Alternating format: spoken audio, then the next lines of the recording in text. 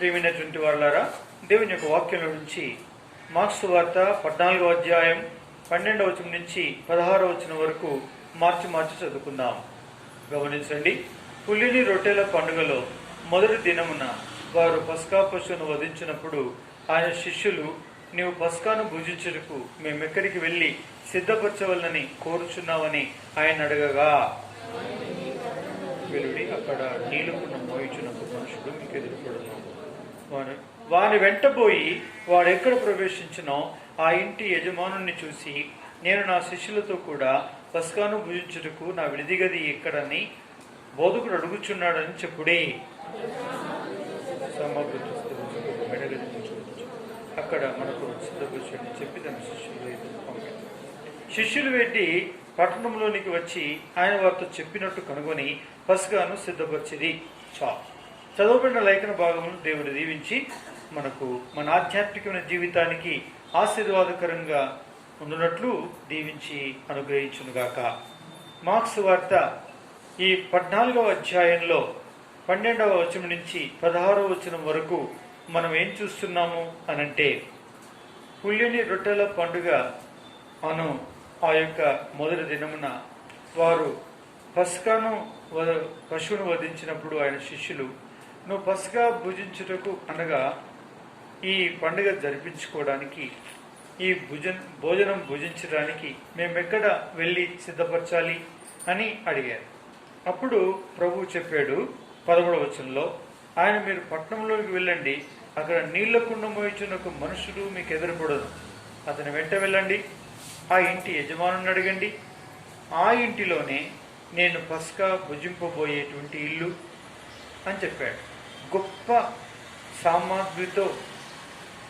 సామాగ్రితో సిద్ధపరచబడిన గొప్ప మేడగది మీకు చూపించబడుతుంది.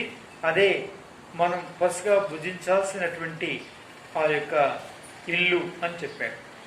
నా ప్రియమైనటువంటి వాళ్ళారా, మార్క్స్ వార్త ఈ 14వ అధ్యాయంలో మనం గమనించినట్లయితే, పిల్లరా, ప్రభు ఏమని కోరుతున్నాడు, లేక ప్రభువును ఏమడుగుతున్నారు శిష్యులు అంటే, పస్కాను భుజించడానికి విడిది గది ఎక్కడా అనగా సామాగ్రితో సిద్ధపరచబడిన గొప్ప మేడగది ఎక్కడా అని అడుగుతున్నాడు.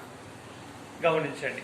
అప్పుడు ప్రభు చెప్పాడు, ఇక్కడ ఒక 2 విషయాలు మనకు జ్ఞాపకం చేయబడుతున్నాయి. ఆ 2 విషయాలు ఏంటంటే, మొదటిది సామాగ్రితో సిద్ధపరచబడిన గొప్ప మేడగది, అది రెండవది. మొట్టమొదటి ఏం కనిపిస్తుందంటే, నీళ్ల కుండ ఒకటి మోయిచూ ఉండేవాడు మీకు కనిపిస్తాడు, ఎదురుపడతాడు, అతని వెంట వెళ్ళండి, అతడి ఏ ఇంటిలో ప్రవేశిస్తాడో ఆ ఇల్లే మనం పస్కా భుజించేటువంటి ఇల్లు అని చెప్పాడు. గమనించండి. కాబట్టి నా ప్రియమైనటువంటి వాళ్ళరా, ఇక్కడ ప్రభువు పస్కా భుజించుట కొరకై అనగా పస్కా పండుగ జరుపుకోవడానికి, సంతోషముగా భోజనం చేయటం కొరకై ఆయన కోరుకున్న ఇల్లేది అని మనం చూస్తే, ఒకటి నీళ్ల కుండ మోయువాడు ఏ ఇంటిలో ప్రవేశించినో ఆ ఇల్లే. రెండవది, గొప్ప సామాగ్రితో సిద్ధపరచబడిన మేడగది ఏదైతే ఉందో అదే అని చెప్పాడు. ఇక్కడ 2 విషయాలు మనకు ప్రత్యేకంగా జ్ఞాపకం చేయబడుతున్నాయి. మొదటిదేమో పిల్లరా మరి నీళ్ల కుండ, రెండవదేమో సామాగ్రితో సిద్ధపరచబడిన గొప్ప మేడగది. ఈ 2 మన దృష్టికి తీసుకురాబడుతున్నాయి. అంటే పస్కా సందర్భంలో తాను కోరుకున్నటువంటి ఇంటి విషయమైన ప్రత్యేకత ఈ 2 సంతరించుకున్నాయి. ఆ 2లో మొదటిది నీళ్ల కుండ. గమనించండి, నీళ్ల కుండ. కాబట్టి నీళ్ల కుండ మోయుచున్న మనుషుడు మీకు ఎదురుపడతాడు. ఆ మనుషుడు మోయిచు ఏ ఇంటిలో ప్రవేశిస్తాడో ఆ ఇల్లే మనం పస్కా భుజించాల్సినటువంటి ఇల్లు అని చెప్పాడు. గమనించండి, నీళ్ల కుండ ఏంటండి? ఈ పస్కా భుజించే భోజనానికి ఆ గొప్ప సామాగ్రితో సిద్ధపరచబడిన గొప్ప మేడ గదికి అసలు సంబంధం ఏంటి? దీంట్లో ఏముంది అంటే, నీళ్ళకుండ అంటే నీళ్ళకుండ మాత్రమేనా? నీళ్ళకుండ అంటే నీళ్ళకుండ అనే అర్థం కాదు కదా. అంటే నీళ్ళకుండ అంటే ఆధ్యాత్మికమైన అర్థం ఏంటి అనేదాన్ని మనము ధ్యానించినట్లయితే మనకు అర్థమవుతుంది.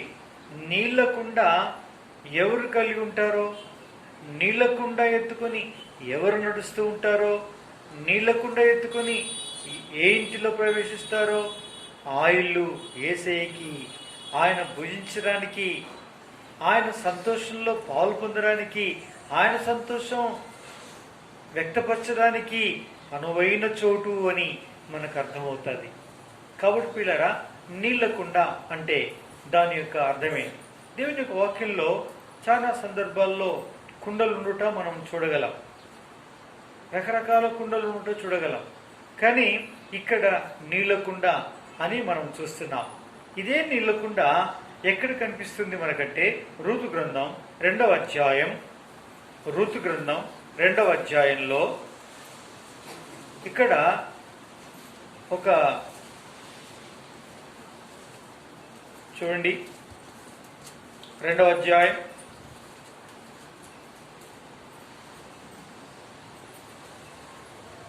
8వ వచనం, 9వ వచనం అయితే ఇంకా బాగుంది. 8, 9, 2వ అధ్యాయం రూతు గ్రంథం. అప్పుడు బోయజు రూతుతో, నా కుమారి, నా మాట విను, వేరొక పొలంలో ఏరుకొనుటకు పోవద్దు, దీన్ని విడిచిపోవద్దు. ఇచ్చట నా పనిగిద్దలతో నిలకడగా ఉండము. వారు కోయు చేను కనిపెట్టి వారిని వెంబడించు. నిన్ను ముట్టకూడదని యవనస్తులకు ఆజ్ఞాపించున్నాను. నీకు దాహమగినప్పుడు కుండల యొద్దకు పోయి పనివారు చేదిన నీళ్లు త్రాగుమని చెప్పాను. నీళ్లు త్రాగుమని చెప్పాను. గమనించండి, ఇక్కడ నీళ్ళ పనివారు చేదిన నీళ్లు త్రాగు. ఎక్కడికి వెళ్ళి? కుండల యొద్దకు పోయి అని చెప్పాడు. కుండల యొద్దకు పోయి. పిల్లరా, మనం కుండ మోయువాన్ని మాత్రం చూసాం, కానీ ఇక్కడ కుండలు చూస్తున్నాం. కుండలు సరే. ఈ విధంగా మనం గమనిస్తే యోహాను సువార్త 4వ అధ్యాయంలో, యోహాను సువార్త 4వ అధ్యాయంలో ఎవరున్నారు? మనకు బాగా సుపరిచితమైనటువంటి వ్యక్తి అక్కడ ఉన్నారు. సుపరిచితమైనటువంటి వ్యక్తి అక్కడ ఉన్నారు. ఎవరు ఆ వ్యక్తి? చూడండి, 4వ అధ్యాయం 6వ వచనం చదవండి. అక్కడ యాకోబు బావి ఉండేది గనుక యేసు ప్రయాణం వలన అలసి ఉన్న రీతినే ఆ బావి యొద్ద కూర్చుండెను. అప్పటికి ఇంచుమించు 12 గంటలాయను. సమరయ స్త్రీ ఒకటి నీళ్లు చేదుకొనుటకు అక్కడికి రాగా, యేసు నాకు దాహమునకిమ్మని ఆమెను అడిగాను. గమనించండి, ఇక్కడ ఎవరున్నారు అంటే సమరయ స్త్రీ ఉందండి. ఎవరున్నారు? సమరయ స్త్రీ ఉంది. ఎందుకు వచ్చింది ఈమె? నీళ్ల కొరకు వచ్చింది. ఎక్కడికి వచ్చింది? ఈ బావి దగ్గరికి. అంటే సుకారను ఊరిలో యాకోబు బావి దగ్గరికి 12 గంటల సమయంలో ఒక స్త్రీ నీళ్లు చేదుకోవడం కొరకు వచ్చింది. నీళ్లు చేదుకోవడం కొరకు వచ్చింది. వచ్చినటువంటి ఈమె ఏం పట్టుకొచ్చింది? ఊరికైనా వస్తుందా చెప్పండి? ఏం పట్టుకొచ్చింది అంటే ఇక్కడ లేదు. ఎక్కడుంది? 27వ వచనం చూడండి.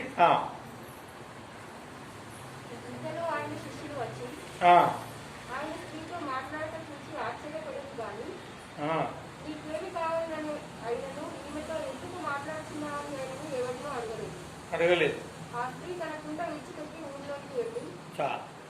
28వ వచనంలో ఉంది, ఆ స్త్రీ తన కుండ విడిచిపెట్టి ఊరిలోకి వెళ్ళింది. ఇది ఈ కుండ ఖాళీ కుండ. వీళ్ళరా చేదుకోవడానికి వచ్చింది, కానీ ఇంకా చేదుకోలే, ఇంకా నీళ్లు నింపుకోలే. కాబట్టి ఆ కుండను అక్కడే వదిలిపెట్టింది. ఆ తర్వాత ఊర్లోకి వెళ్ళిపోయింది. గమనించండి, నీళ్ళ కుండ మోయువాడు, కుండలున్నటువంటి బావి దగ్గర కుండలున్నాయి, ఆ కుండల దగ్గరికి వెళ్ళి దాహం తీర్చుకోమన్నప్పుడు అక్కడ కుండలున్నాయి, నీళ్ళ కుండలున్నాయి. ఇక్కడ బావి దగ్గరనే ఖాళీ కుండ వదిలిపెట్టి ఆ స్త్రీ ఊర్లోకి పరుగున పరిగెత్తుకుని వెళ్ళిపోయింది. గమనించండి. ఇప్పుడు ఈ విధంగా మనం గమనించినట్లయితే పిల్లరా, కుండ అంటే మనం కేవలం ఇప్పుడు నీళ్ళ కుండలు, నీళ్ళకొచ్చిన కుండలు, నీళ్లున్న కుండలు చూస్తున్నాం. గమనించండి. అయితే ఇప్పుడు మార్క్సు వార్త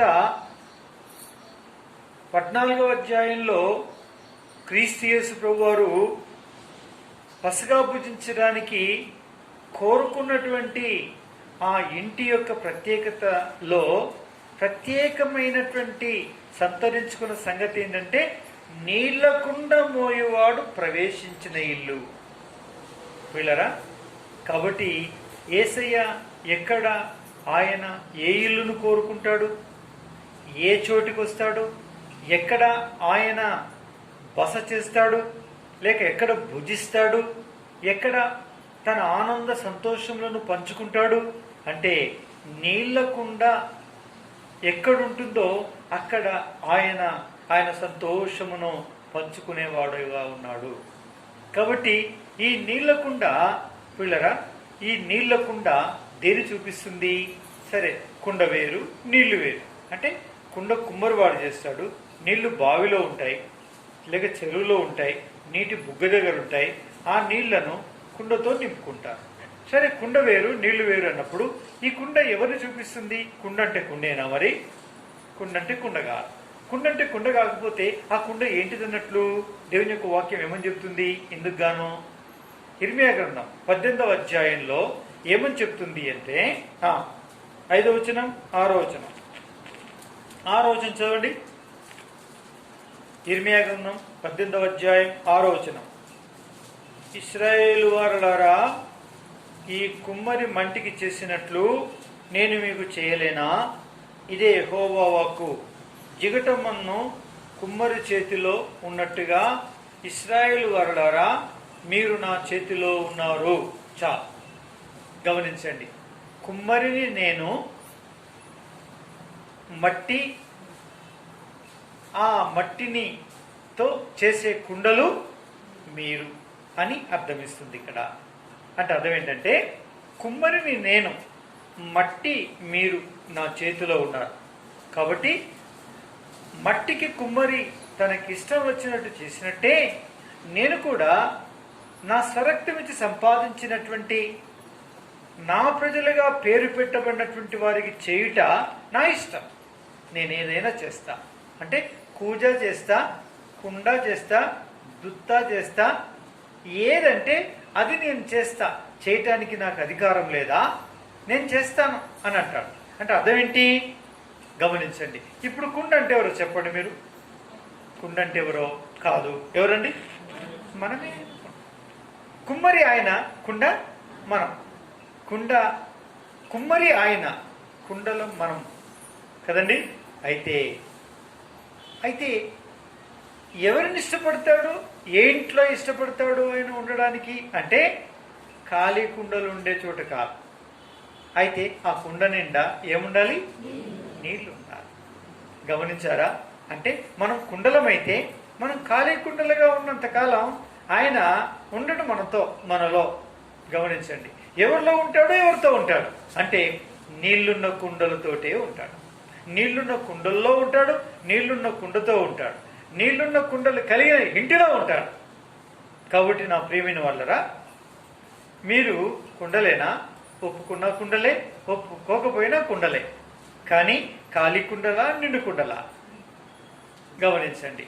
అయితే ఖాళీ కుండలైతే నిష్ప్రయోజనమే.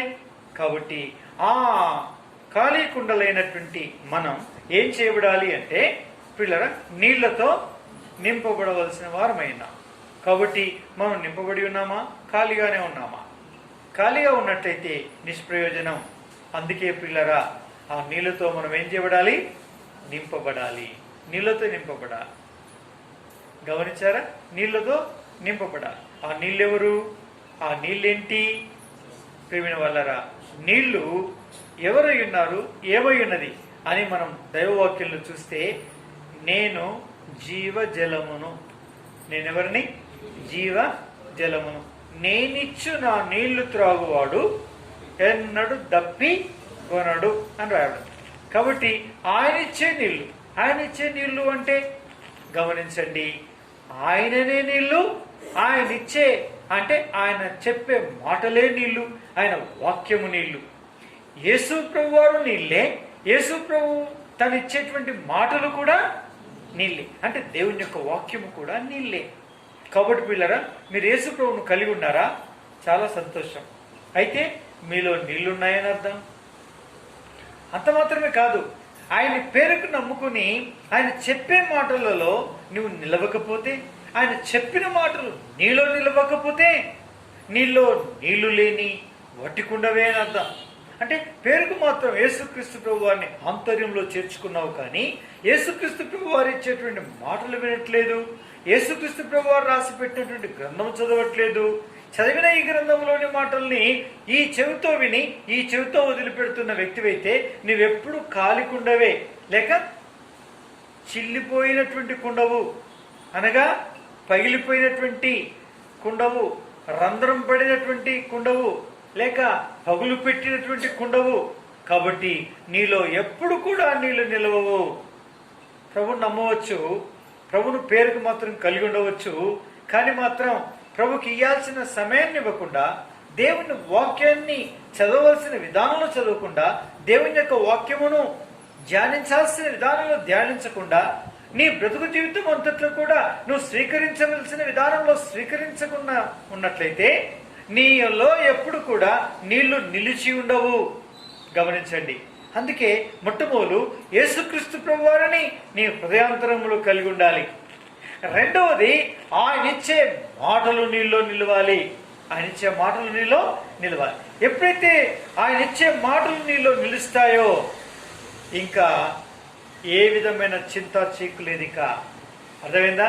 నిశ్చయంగా ఆయన నీ దగ్గరకు వస్తాడు, నిశ్చయంగా ఆయన నీలో ఉంటాడు, నిశ్చయంగా ఇట్టి నీటి కుంటలు కలిగిన ఇంటిలోనికి వస్తాడు, వారింటిలో నివాసం చేస్తాడు. పిల్లరా, బస చేస్తాడు, భోజనం చేస్తాడు, ఆయన సంతోషం పంచుకుంటాడు, మన సంతోషం ఆయన స్వీకరిస్తాడు. ప్రేమిన వల్లరా ఆయనతో సహవాస సంబంధ బాంధవ్యం ఉంటుంది. చూసారా?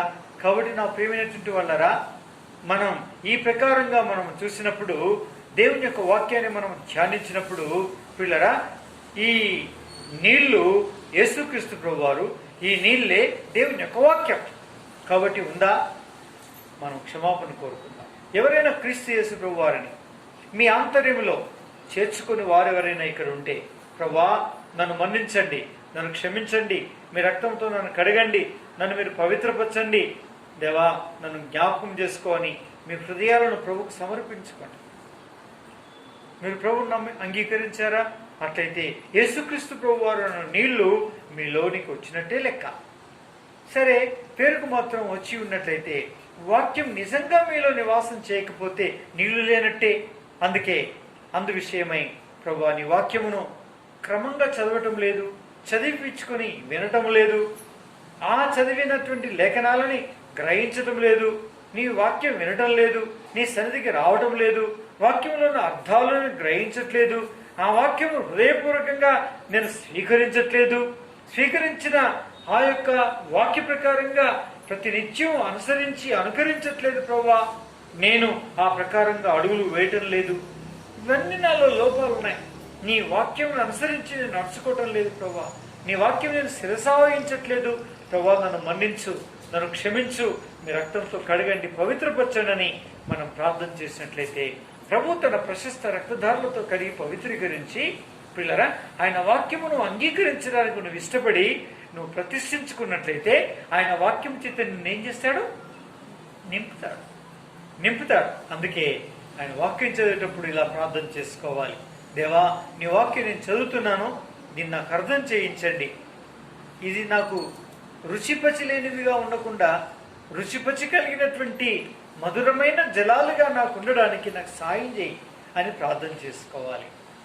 అలా మందిరానికి వచ్చినప్పుడు అలాగే ఆయన వాక్యం మధుర జలాలుగా నీకుండునట్లు, అలాగే నీ యొక్క జీవితంలో మరి నీవు చదివినప్పుడు అలాగే ప్రార్థన చేసుకోవాలి. నీ బ్రతుకు జీవితంలో దేవుని యొక్క వాక్యం కొరకు అలా ప్రార్థన చేసుకోవాలి. అలా చేసుకున్నప్పుడు ఈ వాక్యం మధుర జలమై జీవజలమై నీకు మనసును పట్టేటట్టు చేసి నీ ఆంతర్యంలోనికి జొరబడి నీలో నివాసం చేసి నిన్ను అత్యధికంగా అద్భుతంగా నిన్ను ఆశీర్వదించేటువంటి విధానంలో దేవుడు నీకు సహాయం చేస్తాడు. ఇలా ఎవరు నిండిన కుండలోని నీళ్ళవలే ఎవరు నింపబడి ఉంటారో పిల్లరా, వారితో ఆయన ఉంటాడు, వారి దగ్గరికి ఆయన వస్తాడు, వారితో ఆయన తన పండుగ సంతోషమును జరుపుకుంటాడు. అర్థమైందండి? కాబట్టి ఈ సంతోషం, ఈ ఆనందం నీకు కావాలంటే నీళ్లు సమృద్ధిగా నీలో ఉండాలి, లేకపోతే నిష్ప్రయోజనం. అందుకే ప్రభు దగ్గర మనం ప్రార్థన చేసుకొని ప్రభు ప్రతిష్ఠించుకోవాలి. ఇది కాబట్టి ఆ నీళ్లు యేసుక్రీస్తు ప్రభు వారిని చూసాం. ఆ నీళ్లు ఎవరిని చూసాము? దేవుని యొక్క వాక్యమే అని మనం చూసాం. పిల్లరా, మూడో చూడబోతున్నాం. చూడండి, యోహాను సువార్తలో ఒక మాట ఉంది. అదేమిటి అంటే 7వ అధ్యాయం, యోహాను సువార్త 7వ అధ్యాయం 37వ వచనం నుంచి ఒకరు చదవండి. మాస్క్ తీసేసి చదవాలి. యోహాను సువార్త 7వ అధ్యాయం 37వ వచనం. ఆ పండుగలో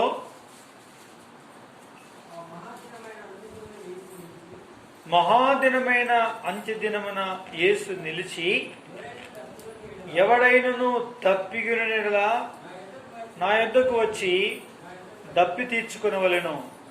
నా యందు విశ్వాసం ఉంచువాడెవడో లేఖనము చెప్పినట్టు వాడి కడుపులో నుండి జీవ జల నదులు పారునని బిగ్గరగా చెప్పెను. తన యందు విశ్వాసం ఉంచువారు పొందబోవు ఆత్మను గురించి ఆయన ఈ మాట చెప్పాను. యేసు ఇంకనూ మహిమపరచబడలేదు గనుక ఆత్మ ఇంకనూ అనుగ్రహింపబడి ఉండలేదు. చాలా ఇది సంగతి. అర్థమైందండి? ఇక్కడ ఏమని రాబడింది?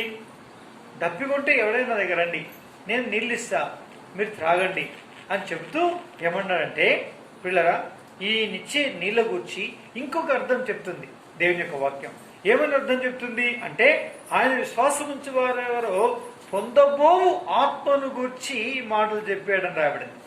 అంటే ఆయన ఇచ్చే నీళ్లు అంటే నిత్యము ఒకరి హృదయంలో ఊరెడి నీటి ఊటగా ఉండును, నీటి బుగ్గగా ఉండును, ఆయన్ని ఆయన అనుగ్రహించే పరిశుద్ధాత్ముడు అని. ఇంకా పరిశుద్ధాత్ముడు యేసయ్య ఇంకా చనిపోయి సమాధి చేయబడి తిరిగి లేచి తండ్రి దగ్గరికి ఎత్తబడి పరిశుద్ధాత్ముని ఇంకా అప్పటికి పంపించలేదు. కాబట్టి పిల్లరా, పొందబోయే ఆత్మను గురించి ఈ మాట చెప్పాడు అని రాబడింది. అంటే నీళ్లతో పోల్చాడు. అంటే ఇప్పుడు నీళ్లు దేనిని చూపిస్తున్నాయి అన్నట్టు చెప్పండి? పరిశుద్ధాత్మని చూపిస్తున్నాయి. చూసారా? నీళ్ళే దేవుని యొక్క వాక్యము, నీళ్ళే యేసుక్రీస్తు ప్రభువారు, నీళ్ళే పరిశుద్ధాత్ముడు. పిల్లరా, నీళ్ళే పరిశుద్ధాత్ముడు. కాబట్టి ఈ పరిశుద్ధాత్ముడు అనే నీళ్లు నిత్యము నీలో ఊరేడి ఊటగా ఉంటాయి. నిత్యము ఊరేడి ఊటగా నీలో ఉంటాడు. ఆయన నిత్యము ఊరుతుంటాడు. కాబట్టి నీకు తప్పికొనే ప్రసక్తే లేదు అని చెప్పాడు ప్రభువారు. చూసారా నా ప్రియ సహోదరి సహోదరులారా? అవును, ఎవరుండాలి అంటే నీళ్ళ కుండ అంటే అర్థం ఏంటంటే, కుండ అంటే మనమైతే నీళ్లు అంటే మూడవ అర్థం ఏం చూస్తున్నామంటే పరిశుద్ధాత్ముడు అని చూస్తున్నాం. కాబట్టి మనలో నిత్యము ఊరేడి నీటి ఊటగా ఉండును అని రాయడం. చూసారా ఎంత మంచి మాట? కాబట్టి పరిశుద్ధాత్ముడు నిత్యము ఊరేడి ఊటతో పోల్చబడ్డాడు. గమనించారండి? కాబట్టి పిల్లరా, మరి నా చిన్నగా ఉన్నప్పుడు ఆ బావిల్లో, బావి బొందల్లో ఆమె పిలిచి వాటిని, ఈ నీళ్లు మలరబడిన నీళ్లు అనేవాళ్ళు. ఎందుకు మలరబడ్డాయి అంటే ఊరే కాడికి ఊరినాయి, ఇక అంతకంటే మించి ఊరలేవు. ఎందుకంటే పైన నీళ్ళన్నీ బరువు అయిపోయినాయి, ఇంకా కొత్త నీళ్లు ఊరడానికి అవకాశం లేదు, అంత పూడిగా కూడింది. దాంతో నీళ్ళన్నీ కూడా మలరబడినాయి, మలరబడినాయి, అంత పురుగులు అయిపోయినాయి అట్లా. కాబట్టి ఏం చేసేవాళ్ళు, ఆ నీళ్లు కాల్ చేయాలి, కాల్ చేసి పుడిగ తీయాలి. అప్పుడు ఆ అట్టడుగున ఉండేటువంటి నీటి జలలు ఏవైతే ఉంటాయో, బుగ్గలు ఏవైతే ఉంటాయో, ఆ జలంలో నుంచి నీళ్లు ఫ్రెష్గా ఏమవుతాయండి, వస్తాయి. చూసారా? కాబట్టి నీళ్లు మొలరబడొద్దు, అదేంటండి, పూడిగా చేరొద్దు. బావిలో ఏం చేరొద్దు, పూడిగా చేరొద్దు. నీళ్లు మలరబడొద్దు, పూడిగా చేరిపోవద్దు. అంటే అర్థం ఏంటి? బావి మన హృదయం అయితే నిండిన నీళ్లు ఏమై ఉన్నాయి, మరి చేరిపోయిన పూటిక దేన్ని చూపిస్తుంది అంటే ఇంకా ఊరకుండా కూలినటువంటి మట్టి, దాన్ని పూడిక అంటారు. ఆ పూడిక అలాగే ఉంటే ఏమవుతుంది, ఆ జల ఏవైతే జలాలు ఉన్నాయో, నీటి బుగ్గలు ఉన్నాయో, వాటిని కప్పేస్తుంది. అందుకోసం వాటిని ప్రెజర్ అంటే అవి ఇంకా వాటిని ఛేదించుకొని పైకి రాలేదు ఇక. చూసారా? గమనించండి. కాబట్టి మొట్టమొదలు మనలో నూతనత్వం పోయింది అంటే ముందున్న ఆరాధన లేదు, ముందున్న ప్రార్థన లేదు, ముందున్న సువార్త ప్రకటించడం లేదు, ముందు సాక్ష్యం చెప్పినట్టు పంచుకోవటం లేదు, ముందు జీవించిన మరి వెచ్చటి జీవితం లేదు, రోషం కలిగే బ్రతుకు లేదు, విశ్వాసము లేకుండా పోయింది అని అంటే దాని అర్థం ఏంటండి? అంటే నూతనంగా ఊరేడి పరిశుద్ధాత్మని యొక్క ఆయన పురికొల్పు, ఆయన ప్రేరేపణ మనలో లేకుండా స్తంభించిపోయింది, ఆగిపోయిందని. ఎందుకు ఆగిపోయింది? పూడికబడింది. ఏమైంది? పూడికబడింది. పూడికబడింది అంటే అర్థం ఏంటంటే, నా ప్రియమైనటువంటి వాళ్ళరా, పనికి మాలినవన్నీ కూడా హృదయంలో చేరిపోయినాయి. ఏంటివి? ఐహిక విచారములు, ధనమోసములు, పరీక్ష పరిశోధన లేదు మన జీవితాల్లో. మనము అనేక విషయాల చేత, అనేక పూడికల చేత ఏం చేయబడ్డాము? నా ప్రియమైనటువంటి వాళ్ళరా, అంటే కప్పివేయబడ్డా. మన జలాలు ఏమైపోయినాయి? కప్పివేయబడ్డాయి. ఎంతో భయంకరంగా కప్పివేయబడ్డాయి. చూసారా ఎంత బాధకరమైన విషయమో? మన జలలు కప్పివేయబడ్డాయి. అంటే పరిశుద్ధాత్ముడు మూతవేయబడ్డాడు. ఊపిరి సలపకుండా అయిపోయాడు ఆయన. దేని చేత? మనము చూసే అక్రమమైనటువంటి చూపుల చేత, పాపిష్టి చూపుల చేత, చూడకూడని వాటిని చూడడం, సెల్ ఫోన్ల ద్వారా, టీవీల ద్వారా ఎక్కువైన కారణాన, వినకూడని ఎక్కువ వీటి ద్వారా వినిన కారణాన, తలంచకూడనివి తలంచని కారణాన, యోచించిన వాటి గురించి యోచిస్తున్న కారణాన, రకరకాలైనటువంటి విషయాల గురించి పాపిష్టి పనికిమాలిన వాటి గురించిన ఆలోచనలు ఎక్కువైన కారణాన ఈ దినాల్లో ఏమైపోయింది అంటే పూడికగా మన యొక్క హృదయాంతరంగాల్లో పడిపోయి పరిశుద్ధాత్ముడైనటువంటి జలను నూతనంగా ఊరకుండా అది ఏం చేస్తుందండి? స్తంభింపజేసి మూత వేసేసేసింది పిల్లరా. దాన్ని బట్టే మనలో స్పర్శ లేకుండా అయిపోయింది, ప్రార్థన లేకుండా అయిపోయింది, ఆరాధన లేకుండా అయిపోయింది, నూతనత్వం లేకుండా అయిపోయింది, రోషం ప్రభు కొరకు జీవించే జీవితం, రోషం కలిగిన జీవితం లేకుండా అయిపోయింది. చూసారా? ఇదంతా కూడా మనలో బాగా చేరిపోయింది. చేరిపోలేదా? చేరిపోయింది. అందుకే మనం ఈ ప్రకారంగా జీవిస్తున్నాం పిల్లరా. అందుకే స్పర్శ లేకుండా అయిపోయింది. ఏ వాక్యమైనా విను నువ్వు, ఎంత వాక్యమైనా విను నువ్వేమైనా వాక్యం వినవు. నా ప్రియులరా, ఎంత ఘోరమైన పరిస్థితి. అంటే ఆశీర్వాదం అంటే ఏమనుకుంటున్నాం? మనం దినాల్లో చూస్తూ వచ్చాం. ఆశీర్వాదం అంటే ఇల్లు కట్టుకుంట, భూములు సంపాదించుకుంట, లేక వార్డు మెంబర్స్గా గెలుచుట, ఒక ఊరికే గ్రామ పంచాయతీకి సర్పంచులు అవుట, లేకుంటే కౌన్సిలర్లు అవుట, లేకపోతే మంచి లీడర్షిప్ను సంపాదించుకుంట, పట్టుమని ఒక మాట వలిగితే చాలు 10 మంది మన దగ్గరికి ఉరుకొచ్చుట. మనం అనుకుంటాం, ఓ నాకు ఆశీర్వాదం వచ్చింది అనుకుంటాం. ఆశీర్వాదం కాదు, సైతాన్ గాడు ఒక లోతు గోవిదవుతున్నాడు. సమయం కనిపెట్టి ఎప్పుడు నేను వెనకకు నూకేస్తే వెనకకు నూకేయన్నో, ఎప్పుడు ఓ బండ దొల్లి అన్నో అని చూస్తున్నాడు. దాని సంగతి మనకు తెలియదు చాలా సందర్భాల్లో. చూసారా? అంటే అర్థం ఏంటంటే మనం ఏమో అనుకుంటున్నాం, కానీ ఆస్తిపాస్తులు, పేరు ప్రఖ్యాతులు, పదవులు, ఈ భూలోకములో ఉండేటువంటి ఏవేవైతే ఫలానా ఉన్నాయో దేవునికి అతీతమైనవన్నిటి చేత మనం నింపుకున్నట్లయితే అది ఒకానొక దినం మనం ఏం చేస్తుంది? మోసం చేసేస్తుంది, మోసములో నింపేస్తుంది, మోసములో త్రోసేస్తుంది మనల్ని. పిల్లరా, దానితో మనకి ఏ స్పర్శ ఉండదు, ఏ స్పర్శ ఉండదు. ఈ మధ్యకాలంలోనే అది నేను సరిగ్గా వెళ్ళలేదు. ఏమిటి అంటే అంటే రకరకాలైనటువంటి విషయాలను మనము వింటూ ఉన్నాం. రకరకాల మాటలు, దేవుని వాక్యానికి విరుద్ధమైనటువంటి మాటలు. దశమ భాగాలు ఇవ్వచ్చునా, దేవుని భాగం దేవునికి ఇవ్వచ్చునా? ఆడెవడో పనికి మాట్లాడు, దశమ భాగాలు అంటే ఏమనుకుంటున్నావు? ఏంటి ఏమనుకుంటున్నావు అంటే ఏమనుకుంటున్నావు అంటే మనం వెయ్యాలి, అన్నీ మనం వెయ్యాలి, వేసినవన్నీ లెక్క పెట్టాలి. లెక్క పెట్టినాక మనం ఏం చేయాలంటే మన అవసరతను బట్టి మనం వాడుకోవాలి. సేవకుడిని ఎండబెట్టాలి. ఏం చేయాలి? సేవకుడేమో ఎండాలి, మనమేమో వేసినటువంటి చందాలను ఏం చేసుకోవాలి? పంచుకొని ఏం చేయాలి? ఎవరి అక్కర చొప్పున వాళ్ళని వాడుకోవాలి. మనం ఎవరి అక్కర చొప్పున వాళ్ళని వాడుకోవాలి. ఇప్పుడు ఏమున్నాయి నన్ను అడుగుతున్నావు? ఏం కడతారు? ఏమొచ్చింది? ఏం చేస్తారు ఇప్పుడు? ఏం చేయాలి? అయితనాలి. కాబట్టి ఇప్పుడు ఏం చేయాలి? మనం అది చేయాలి. ఇది ఎవరిది? దేవుడు ఎక్కడో పోయిండు, దేవుని వాక్యం ఎక్కడో పోయింది. అసలు దేవుని వాక్యములో దేవుడిచ్చే వాటి గురించి ఏం చెప్తుంది వాక్యము? ఏం చెప్తుంది వాక్యం? మీరే వేయండి, నలుగురు కలిసి లెక్క పెట్టండి, మీరే పంచుకోండి, లేక ఒకతను కుప్పేసి మీ అవసరం బట్టి వాడుకుంటా ఉండండి అని చెప్తుంది ఆ వాక్యం. ఏమన్నా ఇవన్నీ యేసుల ఆధ్వర్యంలోనే ఉండాలి. ఎక్కువ తక్కువ సేవకుడికి పైన అంటే వాడు బలిసి ఏమో చేస్తాడు చూడు అని ఉంది ఆ వాక్యంలో. నూర్చేటెద్దుకు ఏం పెట్టొద్దు? చిక్కం పెట్టొద్దు అని ఉంది. నూర్చేటెద్దుకు ఏం చేయొద్దు? చిక్కం పెట్టొద్దు అంటే బుట్టి కట్టొద్దు. బుట్టి కట్టి ఎవరైనా మరి కళ్ళం దొక్కిస్తారా? కళ్ళం దొక్కి కదండి. కాబట్టి ఎద్దు ఒకవేళ అట్లా కడితే అది కన్నీరు కార్చిందంటే ఆ వ్యవసాయం అంతరికి ఏమవుతుందంట? సర్వనాశనం. అది ఎద్దు ఏడ్చిందంటే వ్యవసాయం ఎన్నడూ బాగుపడదు అంటారా? ఏమో నాకు తెలియదు, మరి నా చిన్నప్పుడైతే అంటుండే మా నాన్న మా అన్నలకు చెప్తుండే.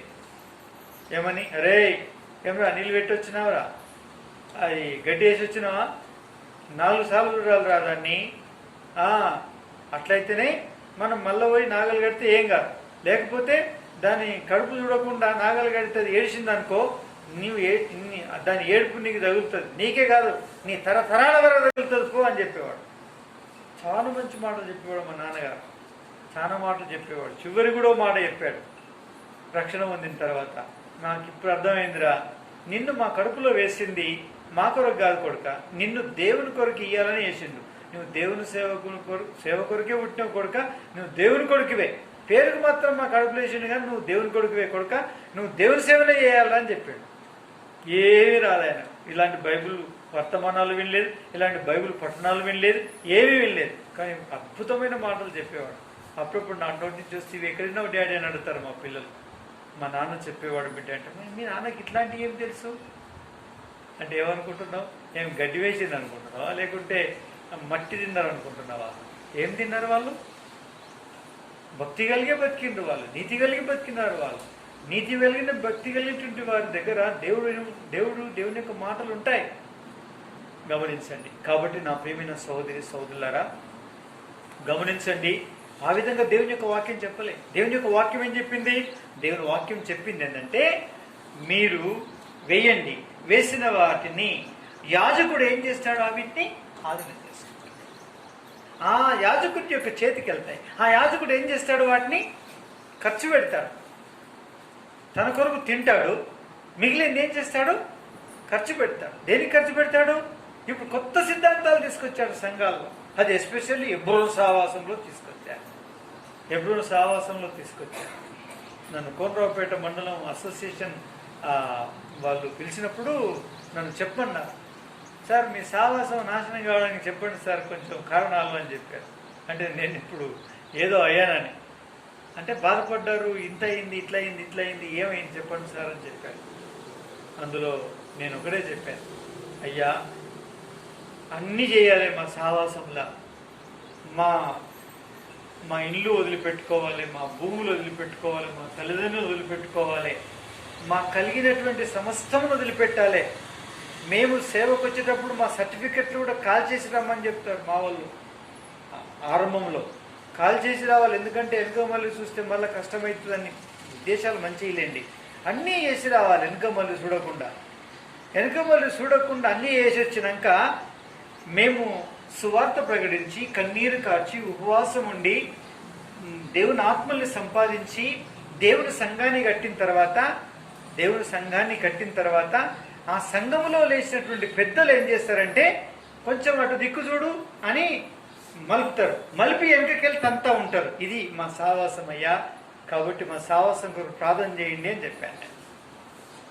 చూసారా, కన్నీరు కార్చాలి, ఉపవాసం ఉండాలి, సమస్తాన్ని వదిలిపెట్టుకోవాలి, దిక్కు దశలేని జీవితం జీవించాలి. వీళ్ళరా ప్రభు దగ్గర ప్రాధేయపడాలి, ఆత్మలు సంపాదించాలి, ఇంత పని చేయాలి, ఇంత ఖర్చు పెట్టాలి, ఇంత శ్రమ పడాలి. చివరికి ఏది ఉండదు, ఏది మా పేరు మీద ఉండదయ్యా. ఎప్పుడంటే అప్పుడు గెటప్ అంటే లేచి నిలబడాలి, షటప్ అంటే నోరు మూసుకోవాలి, స్టాండ్ సిట్ అంటే కూర్చోవాలి, లేదు వెళ్ళిపో అంటే వెళ్ళిపోవాలి, అంతే. ఇక మాటే మాట్లాడదు. ఒక లాయర్ దీని గూర్చినటువంటి సంగతి అంతటిని కూడా పరిశోధించి చదివి ఒకసారి సార్ మీరంతా బానిసలు కదా సార్ అన్నాడు. అంటే ఏమని, మీరంతా బానిసలు సార్ అన్నాడు. ఏంటి సార్ అలా అంటారు, ఏంటి సార్ అంటే, మీరు అసలు మీ సంస్థలో, మీ సంఘంలో, మీ సహవాసంలో మీ సిద్ధాంతాలు ఏం చెప్తున్నాయంటే మీరు కేవలం బానిస బ్రతికేటువంటి ఏ స్వతంత్రం లేని బానిసలు మీరు అని చెప్పారు. బానిసలు మీరు అని చెప్పారు. ఇలాంటి సిద్ధాంతాలు రాసి పెట్టారు. అందుకే ఇప్పుడు ఏమైంది, ముక్క చెక్కలైపోయింది, సర్వనాశనం. ఇంకా మారట్లేదు, సమాధానం ఒక్క చోట కూడా లేదు, నెమ్మది లేదు, తృప్తి లేదు, ఆనందం లేదు, సంతోషం లేదు, అభివృద్ధి లేదు. ఒకరికొకరి మీద కేసులు, కథలు, కార్ఖానాలు, కష్టాలు, నష్టాలు, లేనిపోని కొట్లాడలు, భయంకరమైన అసమాధానం, అసంతృప్తి, ఎక్కడ నెమ్మది లేదు, ప్రతి చోట సమస్యలే. పిల్లారా, ఒక్కొక్కరిని ఖాళీ చేయించి సామాను తల మీద పెట్టి వాడు ఏ చోటికి పోన్నా ఆ చోటికి వెళ్ళడానికి కనీసం తోవ ఖర్చు కూడా ఇయ్యకుండా వదిలిపెడితే శారీరక కన్నీళ్లు కార్చి దుమ్మెత్తిపోసి ఆ మందిరం దిక్కు మళ్ళీ చూడకుండా దుమ్ము ఎత్తిపోసి వెనక మళ్ళీ చూడకుండా వెళ్ళిపోయిన కుటుంబాలు ఉన్నాయి సంఘాల్లో. దేవుని సేవకు పెంట కుప్పలు అవి అంతే, మట్టి దిబ్బలు అంతే, అవే మంచిది కాదు. నన్ ఆఫ్ యువర్ బిజినెస్, అది నీ పని కాదు. దేవునికి ఇచ్చిన భాగం దేవుంది, అందుకే నేను ఇస్తలేనా, నా దగ్గరనే పెట్టుకుంటున్నా అంటారు కొంతమంది. ఇంకా నువ్వు చాలా భక్తిపరుడు, ఇంకా నువ్వు చాలా భక్తిపరురాలు, నీకు ఇంకా 2 బైబుల్ తెలుసు, ఒక్క బైబుల్ కాదు, యేసయ్య రాసిన ఇంకో బైబుల్ కూడా తెలుసు నీకు. అందుకోసమని అవి నీ దగ్గరనే పెట్టుకుంటున్నావు, ఎవరికి ఇవ్వకుండా పెట్టుకుంటున్నావు. ఈయనేనని పెట్టుకుంటున్నావు, ఈయనే అని పెట్టుకుంటున్నావు. ఇంకా చాలా మంచిది, ఇంకా చాలా మంచిది, ఇంకా జ్ఞానవంతులు వీళ్ళు, సామాన్యులు. ఈయన 3వ బైబిల్ చదువుతున్నాడు, ఇంకొక బైబిల్, ఇంకో బైబిల్ అన్నమాట ఇది. నేను అసలే అయ్యా అని అనేటువంటి చూడు, ఇంకా మంచి బైబిల్ చదువుతున్నాడు ఆయన. భక్తి ఎక్కడ పోతుందండి, ఆరాధన ఎక్కడ పోతుంది? మరి ఎట్లా బ్రతకాలా, ఎట్లా సేవ చేయాలి, ఏ విధంగా సేవ అభివృద్ధి పొందాలి, ఎలా విస్తరించాలి, ఎలా వ్యాపించాలి, ఎలా సంఘాలు కట్టబడాలి, ఏ విధంగా నశించిపోయి ఆత్మలు రక్షింపబడాలి. అందుకే మొత్తం స్తంభించిపోయింది, సేవే స్తంభించిపోయింది, సువార్త స్తంభించిపోయింది, నూతనాత్మలు స్తంభించిపోయాయి, సంఘాలు అభివృద్ధి పొంది స్తంభించిపోయాయి. పైసలు చుట్టూ గిరి కూసుకొని ఈ 4 ఎవరైతున్నారో 10 మంది ఎవరైతున్నారో కాసుకొని ఆ మూటను చూసుకుంటా ఉంటారు అన్నమాట. అంతే, అది అంతే ఉంటుంది, ఇంకా సమస్య లేదు. ఇంకా పిల్లరా, ఇదే సిద్ధాంతం అండి. ఎటుపోతుంది? సహవాసం ఎక్కడ పోతుంది? సంఘం ఎక్కడ పోతుంది? సేవ ఎక్కడ పోతుంది? వాక్యం ఎక్కడ పోతుంది? పిల్లరా, పూడిక చేరిపోయింది. ఇందులో హృదయాల్లో పూడిక చేరిపోయింది. గమనించండి, హృదయాల్లో పూడిక చేరిపోయింది. హృదయాల్లో పూడిక చేరిపోయింది. రకరకాల పూడిక చేరిపోయింది. ఊటలు ఏమాత్రం కూడా ఊరకుండా స్తంభించిపోయినాయి. పిల్లరా, కప్పబడ్డాయి, మూతవేయబడ్డాయి. అందుకే సేవంతా కూడా స్తంభించిపోయింది. సమస్యలు ఎక్కువైపోయినాయి. పూలు మల్లెలు పడ్డాయి అన్నట్టు పిల్లరా, మలరబడ్డాయి నీళ్లు.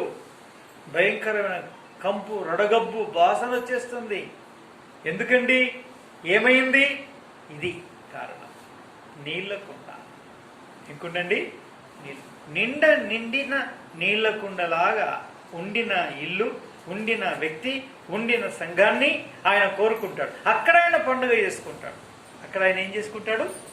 పండుగ. అక్కడ ఆయన సంతోషిస్తాడు. అక్కడ ఆయన ఆనందిస్తాడు.